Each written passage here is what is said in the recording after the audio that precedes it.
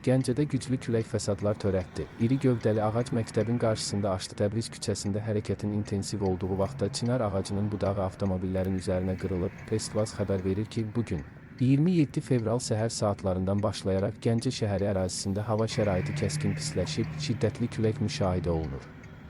Təbiət hadisəsi şəhərin infrastrukturunda müəyyən çətinliklər yaradıb, bir neçə istiqamətdə işıqforların fəaliyyəti müvəqqəti dayanıb, məktəblilər üçün tükürpədici anlar, xəsarət alan olmasa da maddi ziyan var. Ən təhlükəli vəziyyət şəhərin Təbriz küçəsində qeydə alınıb. Güclü küləyin təsirindən iri gövdəli çinar ağacının böyük bir budağı qırılaraq yolun hərəkət hissəsinə düşüb. Hadisənin baş verdiyi ərazi M.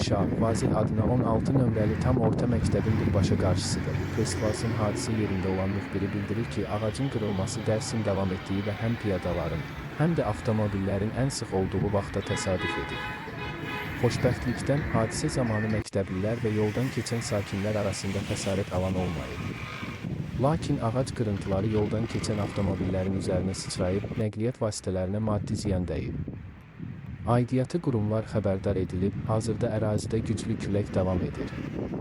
Sakinlərə və sürücülərə iri ağacların, reklam lövhələrinin və hündür binaların yaxınlığından keçərkən ehtiyatlı olmaq tövsiyə olunur. Hadisə yerinə müvafiq qurumların cəlb edilməsi və yolun təmizlənməsi istiqamətində işlərin aparılması gözlənilir. Press-Vaz hadisə yerindən ən son görüntüləri təqdim edir. Video material, hadisə yerindən kadrlar, 27:02. 2026 saat 12:30 Press-Vaz, Azərbaycanın etibarlı informasiya mənbəyi.